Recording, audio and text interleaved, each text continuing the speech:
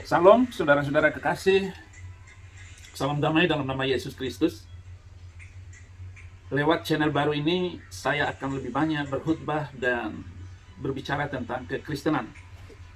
Perdebatan-perdebatan saya hanya sesekali saja, nanti akan saya atur harinya. Saya akan menjawab berbagai macam pernyataan-pernyataan yang bersifat agama, sosial, budaya, dan politik yang berjalan selama ini.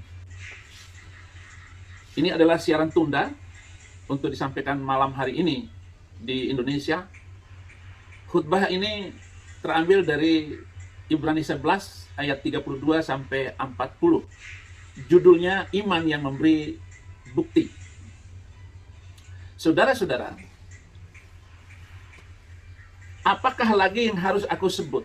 Sebab aku akan kekurangan waktu apabila aku hendak menceritakan tentang Gideon, Barak, Simon, Yefta, Daud, dan Samuel, dan para nabi yang karena iman telah menaklukkan kerajaan-kerajaan, mengamalkan kebenaran, memperoleh apa yang dijanjikan, menutup mulut singa-singa, memadamkan api yang dahsyat. Mereka telah luput dari mata pedang, telah beroleh kekuatan dalam kelemahan, telah menjadi kuat dalam peperangan, dan telah memukul mundur pasukan-pasukan tentara asing. Ibu-ibu telah menerima kembali orang-orangnya yang telah mati, sebab dibangkitkan. Tetapi orang-orang lain membiarkan dirinya disiksa dan tidak mau menerima pembebasan, supaya mereka beroleh kebangkitan yang lebih baik. Ada pula yang diejek dan didera, bahkan yang dibelenggu dan dipenjarakan. Mereka dilempari dengan gergaji, dibunuh dengan pedang. Mereka mengembara dengan berpakaian kulit domba dan kulit kambing sambil menderita kekurangan. Kesesakan dan siksaan dunia ini tidak layak bagi mereka. Mereka mengembara di padang gurun dan di pegunungan, dalam gua-gua dan celah-celah gunung. Dan waktu mereka semua tidak memperoleh apa yang dijanjikan itu, sekalipun iman mereka telah memberikan kepada mereka suatu kesaksian yang baik. Sebab Allah telah menyediakan sesuatu yang lebih baik bagi mereka. Tanpa kita, mereka tidak dapat sampai kepada kesempurnaan. Iman para nabi itu telah membuktikan kepada kita semua bagaimana orang Kristen dari waktu ke waktu, dari zaman ke zaman, memperbaiki dunia ini dan mengajak hidup toleransi dan damai. Walaupun iman kita begitu hebat dan mampu mengadakan mukjizat, namun kadangkala goyah. Mengapa? Karena iman kita berdasarkan apa yang Allah perbuat. Kita akan menyesal karena rezeki orang yang tidak percaya melebihi umat Tuhan.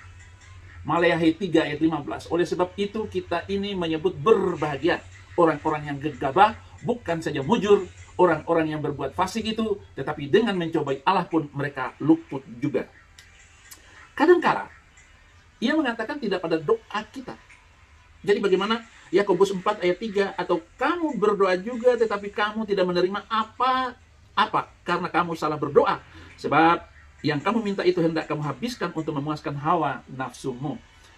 Ia menyembunyikan wajahnya pada kita. Mika 3 ayat 4, mereka sendirilah nanti akan berseru-seru kepada Tuhan. Tetapi ia tidak akan menjawab mereka, ia akan menyembunyikan wajahnya terhadap mereka pada waktu itu, sebab jahat perbuatan-perbuatan mereka. Dan ia mengambil kembali apa yang telah ia berikan.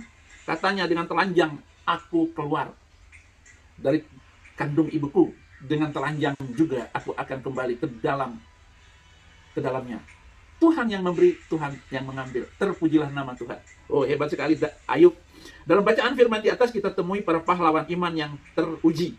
Tetapi Allah tidak memberikan apa yang telah mereka imani. Namun iman mereka berada pada posisi iman yang memberi bukti. Iman yang memberikan bukti adalah iman kepada apa yang telah dijanjikan Tuhan, bukan terhadap apa yang telah diperbuat oleh Tuhan.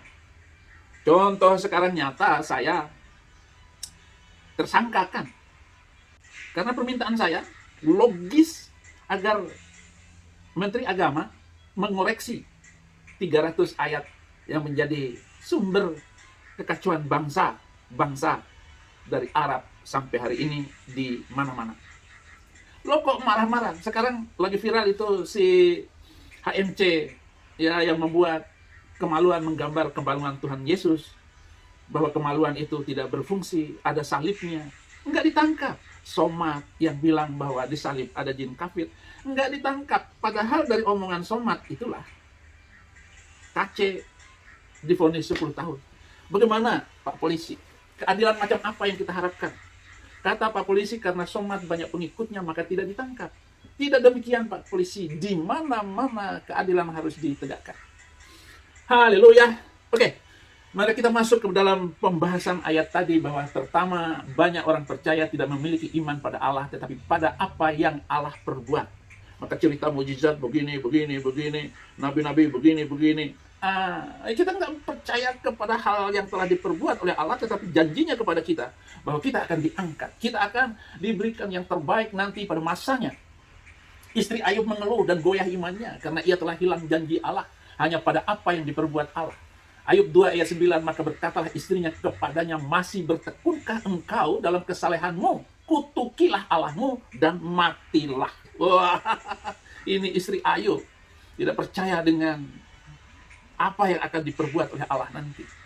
Ini salah satu contoh. Istri Lot menjadi tiang garam karena ia tidak percaya kepada Allah, tetapi pada apa yang Allah perbuat. Kejadian 19 ayat 26, tetapi istri Lot berjalan mengikutinya, menoleh ke belakang, lalu menjadi tiang garam.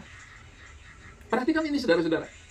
Kalau kita mau membuat iman yang membawa bukti. Ananias dan Safira mati karena mereka tidak percaya pada Allah, tetapi pada harta mereka. Kisah Para Rasul 5 ayat 5, ketika mendengar perkataan itu, rebahlah Ananias dan putuslah nyawanya. Maka sangatlah ketakutan semua orang yang mendengar hal itu. Saudara-saudara, tidak lama kemudian istrinya Safira datang lagi, dibilang mati langsung, saudara-saudara, karena dia hanya percaya kepada harta kekayaannya. Lukas 12 ayat 34, di mana hartamu, di situ hatimu berada. Karena di mana hartamu berada, di situ juga hatimu berada. Poin yang kedua dari bacaan yang saya sudah bacakan tadi, iman yang memberi bukti berada pada apa yang Allah janjikan. Para pahlawan iman berpegang pada janji Allah, Ibrani 11 ayat 40, sebab Allah telah menyediakan sesuatu yang lebih baik bagi kita, tanpa kita mereka tidak sampai kepada kesempurnaan. Jadi saudara-saudara, iman para nabi ini adalah iman yang kokoh, iman yang sampai disiksa sekalipun dia tidak menoleh, mengingkari imannya. Tetap, saudara, Allah menepati segala janji-janjinya. Pasti. Bilangan 23 ayat 19, Allah bukanlah manusia sehingga ia berdusta, bukan anak manusia sehingga ia menyesal. Masakan ia berfirman dan tidak melakukannya, atau berbicara dan tidak menepatinya? Pastikan janji itu ada dalam hatimu, dalam imanmu. Janji Allah belum digenapi di sini. Ia akan digenapi di kekekalan. Bahwa kamu masuk surga. Bahwa kamu akan menderita. Ya, kalaupun ada polisi yang mengajak damai dengan saya, agar saya kembali ke Indonesia, ya, siapa yang bisa percaya dengan janji aparat? Ya, dia kamu janji sama dia, tapi kamu bukan dengan saya. Ya, tangkap juga. Malihat 3 ayat 16-17, beginilah berbicara satu sama lain orang-orang yang takut akan Tuhan. Tuhan memperhatikan dan mendengarkannya. Sebuah kitab peringatan ditulis di hadapannya bagi orang-orang yang takut akan Tuhan dan bagi orang-orang yang menghormati namanya. Mereka akan menjadi milik kesayanganku sendiri. Firman Tuhan semesta alam, pada hari yang kusiapkan aku akan mengasihani mereka sama seperti seseorang menyayangi anak yang melayani dia. Oh, jadi begitu nanti saudara-saudara, jangan sampai ada sia-siakan iman yang telah dianugerahkan dalam hidup kita. Poin yang ketiga, iman yang mendatangkan bukti memampukan kita untuk sikap kehilangan sesuatu untuk mendapatkan yang lebih baik. Jadi kalau Anda kehilangan sesuatu, Anda akan mendapatkan yang lebih baik. Saudara-saudara, para pahlawan iman melakukannya. Ibrani 11 ayat 39 dan 40, dan mereka semua tidak memperoleh apa yang dijanjikan itu, sekalipun iman mereka telah memberikan kepada mereka suatu kesaksian yang baik. Sebab Allah telah menyediakan sesuatu yang lebih baik bagi kita, tanpa kita mereka tidak dapat sampai kepada kesempurnaan. Jadi tanpa kita mereka tidak dapat sampai kepada kesempurnaan. Jadi iman ini akan terus disempurnakan karena janji Allah yang begitu pasti di dalam kehidupan kita.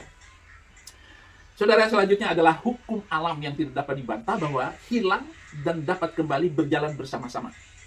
Satu gandum tetap satu kalau tidak mati. Jadi satu biji padi ditanam dulu. Setelah biji padi itu hancur, tumbuh dan akan menghasilkan ratusan bulir-bulir padi. Sehingga ada multiplikasi yang terjadi dengan luar biasa. Itu sebabnya kita harus menyuburkan ini tanah, kita harus membuatnya pupuk, dan kita harus merawatnya sampai kita panen. Begitulah iman juga. Kalau saya tidak berkorban, maka tidak ada yang berani untuk berbicara dan melawan penghinaan atas orang-orang minoritas di Indonesia.